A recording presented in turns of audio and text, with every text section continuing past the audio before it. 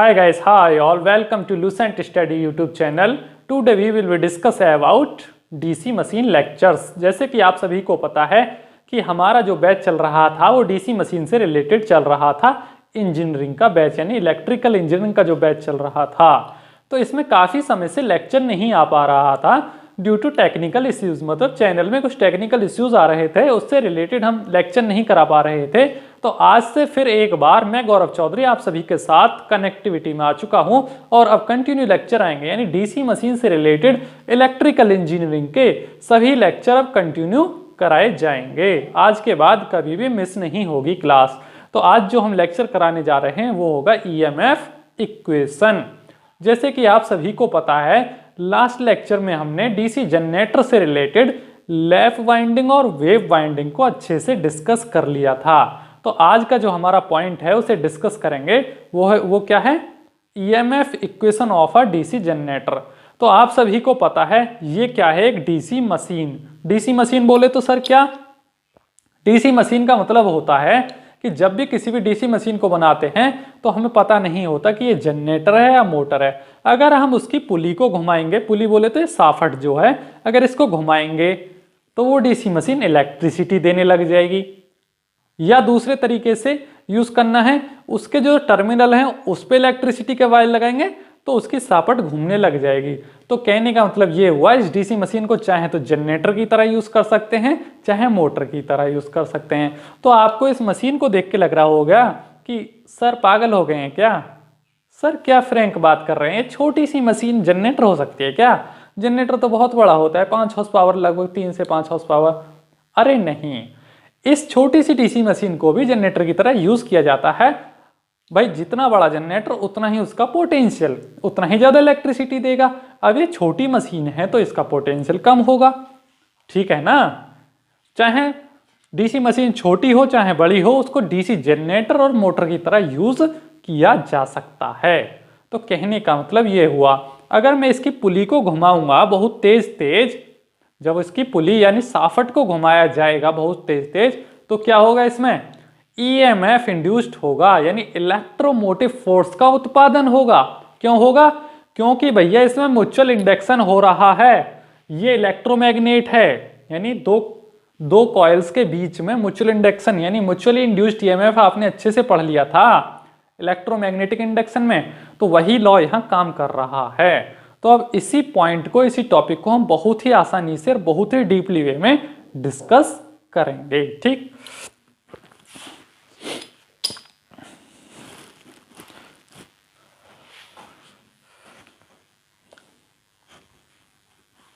अब यहां से आपका नेक्स्ट टॉपिक आता है क्या, ईएमएफ इक्वेशन। ईएमएफ इक्वेशन बोले तो इलेक्ट्रोमोटिव फोर्स का उत्पादन जो होता है किसी भी जनरेटर में, उसी को इक्वेशन की फॉर्म में लिखा जाता है। अब आप कंफ्यूज हो रहे होंगे, सर इक्वेशन का मतलब क्या है, यहाँ उत्पादन की बात करो ना। तो उसी चीज को मैं बहुत ही आसानी वे में समझाऊंगा। तो यहाँ इक्वेशन क्या लिखी है डीसी जनरेटर की, ई जी। ई बोले तो इलेक्ट्रोमोटिव फोर्स, आप सभी ने पढ़ा है, यानी बेसिक इलेक्ट्रिकल जब पढ़ रहे थे तो ईएमएफ तो सभी ने पढ़ा ही है। तो उसका मतलब आपको अच्छे से आता है कि ईएमएफ क्या होता है। जी क्यों है सर यहाँ, जी है भैया जनरेटर की बात है तो ई जी लिख दिया, यानी ईएमएफ ऑफ डीसी जनरेटर। आगे है इक्वस टू के आगे लिखा है पी फाई। ये जो इस तरीके का सिंबल है इसको बोलते हैं फाई। फाई आपने पढ़ लिया ही था, यानी मैग्नेटिक फ्लक्स की जब भी बात होती है तो फाई आता है, ठीक है। Z N upon 60 A. तो यहाँ पी क्या है sir, P is the number of poles. Poles क्या होते हैं सर, भाई किसी भी जनरेटर में कंस्ट्रक्शन करने के लिए क्या करी जाती है, वाइंडिंग, वायर्स को लपेटा जाता है। मान लीजिए ये क्या है, गोल गोल जनरेटर का फ्रेम है। अब इसमें मुझे तारों को लपेटना है, भाई वाइंडिंग करनी है तो तारों को लपेटना पड़ेगा। तो उन तारों को रोकने के लिए जो इस तरीके से खुंटी सी बनाई जाती है उनको बोलते हैं क्या, पोल्स। अब इस पे ही तो तार लपेटूंगा ना मैं, ऐसे इस तरीके से, यानी इस तरीके से यहाँ एक खुंटी सी लगा दूंगा। यानी वाइंडिंग्स को रोकने के लिए जो एक कंस्ट्रक्शन किया जाता है उसी को बोलते हैं पोल्स। तो इस मशीन में कितने पोल्स हो गए, 1 2 3 और 4, यानी मशीन में हो गए 4 पोल। तो ये हुई बात पोल की। नेक्स्ट है फाई। फाई क्या होती है सर, फ्लक्स। फ्लक्स वही होती है जो आप डीसी एक्साइटेशन देते हो, डीसी एक्साइटेशन कहाँ देते हैं किसी भी जनरेटर में?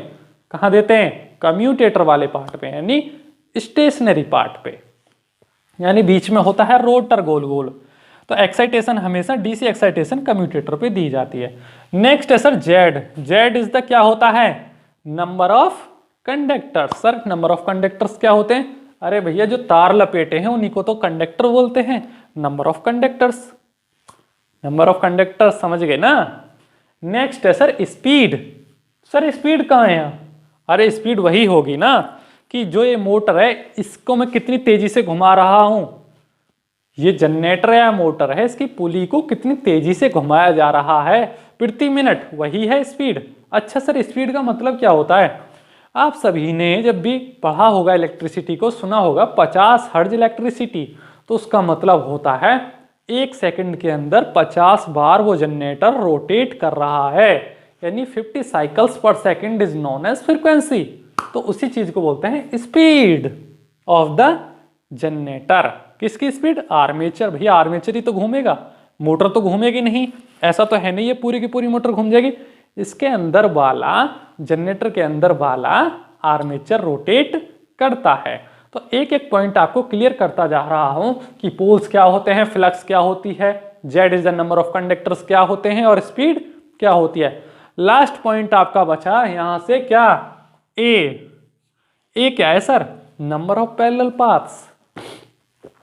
लास्ट लेक्चर में आपने लैप वाइंडिंग और वेव वाइंडिंग को अच्छे से पढ़ा था। जहां भी वेव वाइंडिंग की बात आती है वहां नंबर ऑफ पैरेलल पाथ कितने होते हैं? 2। यानी वेव वाइंडिंग में नंबर ऑफ पैरेलल पाथ 2 और लैप में 2 से अधिक हो सकते थे। तो वही पैरेलल पाथ की बात कर रहा है यहाँ। एक पॉइंट और आपको बताना चाहूंगा, पोल्स और पैरेलल पाथ में थोड़ा सा लिंक है, ठीक है? वो इस पॉइंट को नोट डाउन करिए, यानी कि ये सारा का सारा नोट डाउन कर लीजिए और ये फिगर भी बना लीजिए अपने समझने के लिए। ये आपको बुकों में कहीं नहीं मिलेगी। ये जो इस तरीके से कंस्ट्रक्शन होता है वायर्स को रोकने के लिए, इसको ही पोल्स बोला जाता है, ठीक है? इस तरीके से आप लिख सकते हैं। ये बीच वाला पार्ट रोटर, ये पोल्स, ये वाइंडिंग, ठीक है? ये कंस्ट्रक्शन होता है इस तरीके से। ये वाली क्वेश्चन आपको हमेशा याद रहनी चाहिए। कभी भी आपसे कोई पूछ ले EMF equation of a DC generator क्या होती है? P∅Zn/60A। अब ज्यादा कंफ्यूज होने की जरूरत नहीं है। कोई आपसे पूछेगा 60 क्या है? अरे 60 कुछ भी नहीं है, ये एक एंगल है, यानी कि ये पेरीफरी, यानी ये जो सर्कुलर फ्रेम होता है इसका एंगल है, ठीक है ना, वायर्स के, ठीक है? तो ज्यादा समझने की जरूरत नहीं है, कंफ्यूज होने की जरूरत नहीं है। आपसे ज्यादा कुछ नहीं पूछेगा। आपसे क्या पूछेगा यहाँ से, वो मैं आपको बताने जा रहा हूं। यानी एक एक पॉइंट आपका डिस्कस करते चलेंगे, ठीक? अब यहां से बहुत ही इंपॉर्टेंट पॉइंट है आपका। क्या पॉइंट है सर? पॉइंट ये है कि poles, P is the poles और Z is the number of conductor और A is the number of parallel path. आपको पता होना चाहिए इक्वेशन में, P∅Zn/60A वाली इक्वेशन से ही है ये। For lap winding the number of poles, अब यहां से ध्यान देना, लैप वाइंडिंग के लिए बात की जा रही है। नंबर ऑफ पोल्स यानी पोल्स 1 होगा, 2 होंगे, 3 होंगे, 4 होंगे। पोल्स तो हमेशा इवन नंबर की फॉर्म में ही होंगे, 2 हो सकते हैं, 4 हो सकते हैं, 6 हो सकते हैं, 8 हो सकते हैं, ठीक है? तो जो पोल्स होते हैं लैप वाइंडिंग के लिए वो हमेशा इक्वल किसके होंगे? Equal to number of parallel path. की डीसी मशीन में जितने नंबर ऑफ पैरेलल पाथ होंगे उतने ही नंबर ऑफ पोल्स होंगे। सर क्या कहती है, कुछ समझ में नहीं आ रहा है। अरे पैरेलल पाथ वही यार, इस तरीके से वाइंडिंग करना, 1 2 3, यानी कि इतने ही नंबर ऑफ पोल्स होंगे। कनेक्टिविटी यानी खुंटी जो लगती हैं वाइंडिंग्स को अटकाने के लिए, वो उतनी ही होंगी जितने नंबर ऑफ पैरेलल पाथ होंगे। तो मैं इसको सीधे सीधे लिख सकता हूं, number of parallel path is equal to P। A equal to P कहाँ पाया जाता है? ये हमेशा और हमेशा कहाँ पाया जाता है? लैप वाइंडिंग में। जबकि वेव वाइंडिंग में अब यहाँ कंफ्यूज होंगे लोग कि sir number of parallel paths जो होते हैं वेव वाइंडिंग में 2 होते हैं, 2, तो क्या नंबर ऑफ पोल्स भी 2 ही होंगे क्या वेव वाइंडिंग में? जी नहीं। For wave winding number of parallel path is always constant 2। यानी कि वेव वाइंडिंग के लिए हमने आपको पहले ही बताया था पैरेलल पाथ कितने होते हैं वेव वाइंडिंग के लिए? 2, जबकि नंबर ऑफ पोल्स 2 से अधिक हो सकते हैं। तो number of parallel path is not equal to number of poles in wave winding. Wave winding में पोल्स और पैरेलल पाथ बराबर नहीं हो सकते, जबकि लैप वाइंडिंग में नंबर ऑफ पोल्स और पैरेलल पाथ की संख्या बराबर होगी। ठीक है, अगर पाथ 2 हैं तो पोल्स भी 2 होंगे, जबकि यहां ऐसा नहीं है, यहां इक्वल नहीं होते हैं। तो आपके 2 पॉइंट यहां से क्लियर हो चुके। ठीक है, इसको नोट डाउन करिए और फिर आगे बढ़ते हैं। यहां से नेक्स्ट इंपॉर्टेंट पॉइंट आता है क्या, आर्मेचर रेसिस्टेंस। आप सभी ने एक शब्द सुना होगा आर्मेचर रेसिस्टेंस, यानी RA, यानी रेसिस्टेंस का सिंबल R, अगर उसके नीचे हल्का सा A लिख दिया जाए स्मॉल लेटर में तो हो जाता है आर्मेचर रेसिस्टेंस। ठीक है, the resistance offered by the armature circuit is known as armature resistance. ये तो कुछ मतलब नहीं हुआ सर, ये तो हमें भी पता है, जब आर्मेचर का रेसिस्टेंस है तो आर्मेचर के सर्किट का ही रेसिस्टेंस होगा। इसको अच्छा विस्तार में समझाइए सर क्या होता है। ये क्या है भैया, आर्मेचर किसी भी डीसी मशीन का, ये क्या है, डीसी मशीन का खोखला जिसको बोलते हैं कम्यूटेटर, ये होता है आर्मेचर। इनको दोनों एक जगह फिट कर दिया जाए तो कहलाता है डीसी मशीन। ठीक, ये जो आर्मेचर है इसके अंदर जो वायरिंग हो रही है यानी वाइंडिंग, कंडक्टर्स जो हैं इनका भी तो अपना कुछ प्रतिरोध होता होगा भाई। हर एक मेटल का, हर एक कंडक्टर का प्रतिरोध होता है, तो इसका भी प्रतिरोध है। तो एक तो होता है रेसिस्टेंस ऑफ आर्मेचर वाइंडिंग और दूसरा होता है रेसिस्टेंस ऑफ ब्रूसेस। ब्रूसेस क्या होते हैं सर, अब इस मशीन के पीछे ब्लैक कलर के ब्रूसेस जो लगे हुए होते हैं, ये वाले जो कांटेक्ट बनाते हैं कम्यूटेटर और आर्मेचर सर्किट के बीच, यानी कि बाहर के टर्मिनल और कम्यूटेटर के बीच जो कांटेक्ट बना के रखते हैं किसी भी डीसी मशीन में, अभी भी नहीं समझे होंगे आप। ये क्या है, commutator of a DC machine, और बाहर क्या है, 2 टर्मिनल्स प्लस और माइनस। इनके बीच में अगर मुझे कांटेक्ट बनाना होगा तो मैं तारों को डायरेक्ट तो नहीं बांध सकता। अगर तार को डायरेक्ट बांधूंगा तो ऐसा थोड़ी ना तार बांध दी और मोटर घूमती रहेगी तो रुक जाएगी ना। तो हमें ऐसा कुछ कंस्ट्रक्शन होता है जो रगड़ के और इलेक्ट्रिसिटी प्रोवाइड कराता रहे, यानी रगड़ भी खाता रहे और काम भी चलता रहे। ठीक है, तो इसीलिए ब्रूसेस लगाए जाते हैं। ठीक है ना, तो ये होती है ब्रूसेस की बात। रेसिस्टेंस ऑफ ब्रूसेस और resistance of armature winding is known as armature resistance. समझे बात। तो सर ये कितना होता है, इसकी वजह से क्या होता है, लॉस होता है। जहां भी रेसिस्टेंस पाया जाता है वो हीट लॉसेस करता है। तो जनरेटर के अंदर जो लॉस होते हैं सर वो रेसिस्टेंस के कारण होते हैं। मोटर में भी होते हैं, ट्रांसफार्मर में भी होते हैं, हर जगह लॉसेस होते हैं। ठीक है, the armature resistance depend upon construction of machine, की छोटी मशीन है कि बड़ी मशीन है उसी हिसाब से उसमें रेसिस्टेंस होता है। बेसिकली ये जो रेसिस्टेंस पाया जाता है होता है 1 ओम से कम होगा या 1 ओम के आसपास होगा, ज्यादा नहीं, मिनिमम रेसिस्टेंस होता है। तो कभी भी आपसे एग्जाम में पूछा जाए कि सर आर्मेचर का जो रेसिस्टेंस होता है वो कितना होता है, लगभग आप बोलते हैं ना लेस देन 1 या 1, 1 से ज्यादा नहीं होगा। तो यहां से ये जो पॉइंट है बहुत ही इंपॉर्टेंट पॉइंट है, एग्जाम में पूछा भी गया है। The resistance of armature of DC machine is always less than 1 और 1, या तो 1 होगा या 1 से कम होगा। तो ये वाला पॉइंट ज्यादा रटने की जरूरत नहीं है आपको, ये वाली लाइन आपको पता होनी चाहिए कि रेसिस्टेंस क्या होता है आर्मेचर का। भाई इंपॉर्टेंट पॉइंट याद रखिए, आपको डीसी मशीन अच्छे से समझ में आ जाएगी, ज्यादा रटने की जरूरत नहीं होती है। अब ऐसा तो है नहीं ये सारी की सारी डेफिनेशन आप रटने लगे, रटने से कुछ होगा ही नहीं जब तक समझ में नहीं आएगा। एक बार इसको समझ लो कहानी की तरह। भाई आपको समझ में आ गया कि सर एक आर्मेचर होता है मशीन में, उसका अपना प्रतिरोध होता है, कितना हो सकता है, 1 हो सकता है, 1 ओम से कम हो सकता है, बस बात खत्म। इस डेफिनेशन को चाहे आप किसी भी भाषा में लिख लो, लिखने का तरीका है। ठीक है, ऐसा नहीं है कि जैसे मैं लिख रहा हूं इसी भाषा में लिखो, अपनी भाषा में भी लिख सकते हो, किसी भी लैंग्वेज में लिख दो इसको। ठीक है, तो नेक्स्ट पॉइंट आता है यहां से क्या, टाइप्स ऑफ डीसी जनरेटर, कि ये जो डीसी जनरेटर होते हैं सर वो कितने प्रकार के होते हैं। कुछ नहीं होता भाई, जिस प्रकार से हमें यूज करना है कि वोल्टेज ज्यादा चाहिए जनरेटर से या करंट ज्यादा चाहिए। आप सभी को पता है कि जनरेटर अलग अलग प्रकार के होते हैं, कुछ नहीं होता, उनके कंस्ट्रक्शन में हल्का सा बदलाव कर दिया जाता है। कहाँ कर दिया जाए सर, इंटरनल वाइंडिंग्स में बदलाव कर दिया जाता है, उसी वजह से इनके टाइप्स बन जाते हैं। बाहर से देखने में लगेगा कि सेम है, लेकिन अंदर की वाइंडिंग में हल्का सा बदलाव होगा, इसलिए उनके अलग अलग नाम रखे जाते हैं। ठीक है, तो वही चीज हम स्टार्ट करने जा रहे हैं। तो भैया ये जो जनरेटर होते हैं तो यहाँ से देखिए जो जनरेटर होते हैं 2 प्रकार के होते हैं। डीसी जनरेटर बेसिकली 2 टाइप्स के होते हैं। कौन कौन से?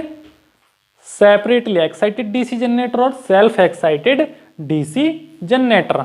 सर ये सेपरेटली और सेल्फ क्या है? आपको हमने बताया था कि उसका जो कम्यूटेटर पार्ट होता है उस पर भी वाइंडिंग होती है और आर्मेचर पे भी वाइंडिंग होती है। तो मैं यहाँ एक रफली फिगर बना के दिखाता हूँ जब आपको समझ में आएगा। ये क्या है? बाहर का पार्ट, इसको बोलते हैं योक। योक में मान लीजिए यहाँ वाइंडिंग है, मान लीजिए पोल की सहायता से यहाँ वाइंडिंग है, ठीक है। और बीच में है आपका रोटर, ये रोटर पार्ट है और बाहर वाला पार्ट कम्यूटेटर है। तो एक वाइंडिंग यहाँ होंगी और एक यहाँ होंगी, ठीक है। तो ये जो बाहर वाली वाइंडिंग है जिसको बोलते हैं कम्यूटेटर, इस वाइंडिंग पे एक डीसी करंट की एक्साइटेशन प्रोवाइड कराई जाती है, यानी उत्तेजना। जैसे कि कोई इंसान टैबलेट खाता है ताकत बढ़ाने के लिए, वैसे ही किसी भी डीसी मशीन में उसकी एक्साइटेशन, उसकी ताकत बढ़ाने के लिए क्या दी जाती है? एक्साइटेशन ऑफ डीसी करंट, यानी डायरेक्ट करंट की एक्साइटेशन। भाई जो जनरेटर है वो घूमता रहेगा, इलेक्ट्रिसिटी प्रोवाइड नहीं करा पाएगा, यानी पैदा ही नहीं कर पाएगा जब तक उसमें एक्साइटेशन नहीं दोगे। भाई ये होता है मैग्नेटिक फील्ड का फंडा। अगर आपने इलेक्ट्रोमैग्नेटिक इंडक्शन को पढ़ा होगा तो आप समझ जाएंगे कि मैग्नेटिक फील्ड को पैदा करने के लिए उसमें स्टार्टिंग तो करनी पड़ती है करंट से। जब उसमें करंट ही नहीं है तो मैग्नेटिक फील्ड कैसे पैदा हो पाएगा भाई? तो समझे बात। तो यहाँ हम एक्साइटेशन देते हैं किसी बैटरी से। अगर इस बैटरी से एक्साइटेशन दे दूं, मैं किसी एक्सटर्नल बैटरी से एक्साइटेशन दे दूं कम्यूटेटर पे, तो क्या कहलाएगी? सेपरेटली एक्साइटेड, यानी एक्साइटेशन दे रहे हैं तो एक्साइटेड डीसी जनरेटर, इसीलिए इसका नाम डीसी जनरेटर भी है, ठीक है। यानी सेपरेटली एक्साइटेड डीसी जनरेटर। अब आप समझ रहे होंगे, यहां बैटरी से पहले इसको हल्का सा करंट प्रोवाइड कराया जा रहा है, फिर उसमें धक्का मारा जा रहा है जनरेटर में, घूम भाई घूम, तब जाके वो आपको इलेक्ट्रिसिटी दे रहा है। तो इतना ज्यादा झमेला करने की जरूरत ही नहीं है। तो वैज्ञानिकों ने एक नए प्रकार का जनरेटर का आविष्कार किया। कौन सा? Self excited DC generator. उन्होंने बोला कि सेल्फ क्यों नहीं ले लेता भाई, बाहर से हम एक्सटर्नल बैटरी लगा रहे हैं, उसका खर्चा अलग से आता है, तो तू खुद से ही हल्की सी इलेक्ट्रिसिटी क्यों नहीं ले लेता? अपने में से जितना पैदा कर रहा है उतना ही ले ले। जैसे आजकल प्राइवेट जॉब में चल रहा है, कंसल्टेंसी वाले पहले पैसा मांगते हैं, तो लड़के क्या बोलते हैं कि जो हमारी सैलरी बने उसमें से ही काट लेना, तो उसको बोलते हैं सेल्फ एक्साइटेड डीसी जनरेटर। लेकिन कंसल्टेंसी वाले क्या कहते हैं? पहले 5,000 लाओ तब जाके आपकी जॉब लगेगी। तो वो होता है सेपरेटली एक्साइटेड डीसी जनरेटर, यानी भैया पहले ले रहा है तब जाके हमको कुछ दे रहा है। और सेल्फ में क्या है कि जो पैदा कर रहा है उसमें से ही हल्का सा स्टोर करके रख ले रहा है और नेक्स्ट टाइम उसी स्टोरिंग को यूज कर ले रहा है जनरेटर, ठीक है। तो सर ये सेल्फ और सेपरेटली एक्साइटेड डीसी जनरेटर बनते कैसे हैं? वो बदलाव किया जाता है वाइंडिंग्स में। वाइंडिंग किस प्रकार से की जा रही है वही मैं आपको अब समझाने वाला हूं। तो ये 2 प्रकार आपको अच्छे से आने चाहिए, और जितना मैंने आपको वर्बली बताया उसको अपनी लैंग्वेज में लिख लेना। चाहे आप हिंदी में पढ़ें, उर्दू में पढ़ें, इंग्लिश में पढ़ें, मुझे उससे फ़र्क नहीं पड़ता, किसी भी लैंग्वेज में लिखें, लेकिन लिख लें भैया, क्योंकि इंपॉर्टेंट पॉइंट्स बता रहा हूँ, मेहनत कर रहा हूँ, पढ़ा रहा हूँ, तो उन पॉइंट्स को बेकार न जाने दें, उनको लिख लें, ठीक है। तो इसको नोट डाउन करें और फिर आगे बढ़ें। क्या है कि the magnetic field in A DC generator, भैया जो मैग्नेटिक फील्ड पैदा होता है किसी भी डीसी जनरेटर में, भाई कहीं भी मैग्नेटिक फील्ड बनेगा तभी तो करंट पाओगे। जब मैग्नेटिक फील्ड ही नहीं है तो करंट कैसे बनाओगे, ठीक है। पहले मैग्नेटिक फील्ड, फिर करंट, फिर वोल्टेज मिलता है आपको, ठीक है। वो चेन आपको पता होनी चाहिए, ठीक है। वो मैं आपको लिखवा दूंगा कैसे होता है वो। The magnetic field in A DC generator is normally produced by electromagnets या परमानेंट मैग्नेट। अब यहाँ आप कंफ्यूज हो गए होंगे, ये जो आपको छोटी सी मोटर दिख रही है, इसका जो क्या स्टेटर वाला पार्ट है, यानी कि एक तो रोटर वाला पार्ट होता है जिसको आर्मेचर बोलते हैं, यह है स्टेटर वाला पार्ट। इसमें आप देख पा रहे होंगे अंदर एक मैग्नेट होती है। अगर मैं इस रोटर को यहाँ चिपकाऊं तो मैग्नेट इसको खींच रही है अपनी तरफ, यहाँ मैग्नेट लगी हुई है।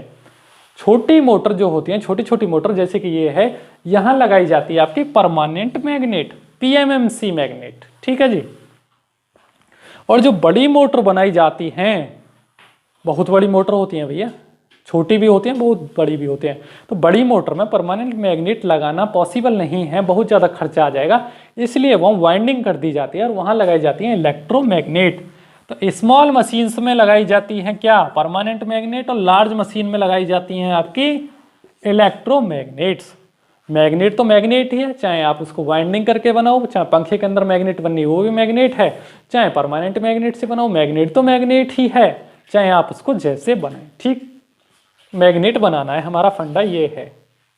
नेक्स्ट पॉइंट क्या है, generators are generally classified according to their method of excitation. वो मैं आपको पहले ही बता चुका हूं, जिस प्रकार का एक्साइटेशन दोगे, सेल्फ दोगे या सेपरेटली दोगे, उसी प्रकार से उसका नाम रख दिया जाएगा। ठीक है जी, तो ये दोनों पॉइंट्स आप नोट डाउन कर लें और फिर हम सेपरेटली एक्साइटेड डीसी जनरेटर के लिए स्टडी करते हैं। ठीक, तो यहां से आपका पॉइंट है क्या, the behaviour of DC generator on load depends upon method of excitation. वो हम पहले ही बता चुके हैं आपको कि जिस प्रकार का लोड होगा उसी हिसाब से हमें एक्साइटेशन देना होगा। लेकिन आपको भी कंफ्यूज हो रहे होंगे, समझ में नहीं आ रहा होगा, अब मैं समझाता हूँ इक्वेशन से। आपने पढ़ा था Eg equals to P phi Z N upon 60A।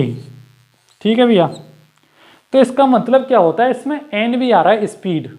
अगर उसको आप तेज घुमाएंगे, स्पीड ज़्यादा कर देंगे, जनरेटर की स्पीड तेज करेंगे यानी तेजी से घुमाएंगे, उसको रोटेट कराएंगे, तो वो उतना ही ज़्यादा ईएमएफ पैदा करेगा। ठीक है, या उसकी आप फील्ड एक्साइटेशन यानी फाई बढ़ा देंगे, फाई बढ़ा देंगे तब भी वो ईएमएफ ज़्यादा करेगा, यानी फाई बढ़ा दो, हल्की सी स्पीड भी हल्की सी कम रहेगी तब भी करेगा। ठीक है, तो कहने का मतलब ये होता है कि डायरेक्टली का मतलब यही है, अगर स्पीड ज़्यादा होगी तो आपको यहाँ से पता होना चाहिए the EMF induced in A DC generator depend upon, किस पे डिपेंड करता है, रोटेशन पे। यहाँ से देखिए आप इक्वेशन को, द वोल्टेज आउटपुट यानी वोल्टेज का जो आउटपुट मिलता है किसी भी डीसी जनरेटर से, भाई आउटपुट क्या होता है, जो आप इलेक्ट्रिसिटी यूज कर रहे हो किसी भी जनरेटर से वही उसका आउटपुट है, 230 वोल्ट या 440 वोल्ट। ठीक है, किस पे डिपेंड करता है, स्पीड ऑफ रोटेशन पे, यानी कितने तेजी से घुमा रहे हो तो उतना ही ज़्यादा इलेक्ट्रिसिटी प्रोवाइड करा रहा है वो।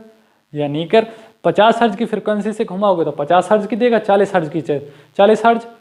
इसीलिए तो बोलते हैं कि अमेरिका की जो फ्रिक्वेंसी है वो 60 हर्ज है और भारत की जो फ्रिक्वेंसी है वो 50 हर्ज है, क्योंकि उनके जनरेटर 1 सेकंड में 60 बार घूमते हैं और हमारे जनरेटर 1 सेकंड में 50 बार घूमते हैं, रोटेट करते हैं। तो इस पे भी डिपेंड करता है। ठीक है, और फील्ड एक्साइटेशन पे भी डिपेंड करता है, तो फाई और एन पे डिपेंड करता है ईएमएफ। ठीक है, तो सर ये पी और जेड क्या चीज़ है, अरे ये तो सब मैकेनिकल चीज़ है। P is the number of poles, आप किसी भी जनरेटर में पोल बना दो और उसको घुमाओ मत तो क्या इलेक्ट्रिसिटी पैदा हो जाएगी, तो ये तो मैकेनिकल चीज़ है। इसका मतलब रोल तो है लेकिन ये मैकेनिकली वर्क है। ठीक है, दूसरा Z is the number of conductors, तो सर नंबर ऑफ कंडक्टर का भी रोल है क्या, है, ये तो वाइंडिंग है ना, लेकिन ये मैकेनिकल चीज़ है। पहले उसका मैकेनिकल कंस्ट्रक्शन होता है, इलेक्ट्रिकल कंस्ट्रक्शन मेन रोल होता है किसी भी इलेक्ट्रिक अप्लायंसेस को स्टडी करने के लिए। ठीक है, तो यहाँ मेन क्या है सर, सबसे मेन इंपॉर्टेंट रोल किसका है, मेन इंपॉर्टेंट रोल है यहाँ फाई का और एन का। भाई स्पीड और एक्साइटेशन का मेन रोल है ईएमएफ इंड्यूस्ड होने में, बाकी तो सब मैकेनिकल कंस्ट्रक्शन है। नंबर ऑफ पैरेलल पाथ ले लो, चाहे आप कंडक्टर ले लो, चाहे पोल ले लो, ये तो क्या है, मैकेनिकल कंस्ट्रक्शन है। पहले आप उसको मैकेनिकली बनाओगे तभी तो इलेक्ट्रिसिटी पाओगे, समझे बात। ये सारा का सारा फंडा समझने का है, बहुत ही ठंडे दिमाग से एक एक पॉइंट्स को अब समझेंगे कैसे। ये जो मोटर है ज़्यादा महंगी नहीं आती है, 30 से 40 रुपए की मार्केट में मिल जाती है, कहीं भी जाके ले लेना और उसको खोल के देखना, तब आपको सारा का सारा कंस्ट्रक्शन समझ में आ जाएगा कि होता क्या है इसमें रियलिटी में, समझे बात। और इसका नाम होता है डीसी मोटर। तो भैया डीसी मोटर को ही डीसी जनरेटर की तरह यूज़ किया जा सकता है। आपने बचपन में खिलौने के लिए लिया होगा, यानी कि छोटी क्लासों में हम बहुत पंखे वगैरह बनाते रहते हैं मोटर लेके 10-5 रुपए की, अरे वो डीसी मोटर ही तो होती है। तो उसी मोटर की अगर आप पुली को तेज तेज घुमाओगे और उसके टर्मिनल्स पे एक बल्ब लगा देना छोटा 1 रुपये का जो आता है, तो जलाने लगती है। आपने कभी साइकिल से एक्सपेरिमेंट करा होगा, साइकिल के चक्के को बहुत तेज घुमाया होगा और उस पर मोटर लगा दी होगी, आप बोलते थे कि हमारी मोटर इलेक्ट्रिसिटी बना रही है, तो वही तो मैं पढ़ा रहा हूँ। डीसी जनरेटर और डीसी मोटर का फंडा। समझे बात? तो यही है सारा फंडा। और कल के लेक्चर में चलेगा क्या, सेपरेटली एक्साइटेड डीसी जनरेटर और सेल्फ एक्साइटेड डीसी जनरेटर को बिल्कुल खत्म कर दिया जाएगा और साथ में इनके लॉसेस भी स्टडी करा दिए जाएंगे। Thank you so much for watching this lecture. See you again tomorrow on Lucent Study YouTube channel. Thank you so much again.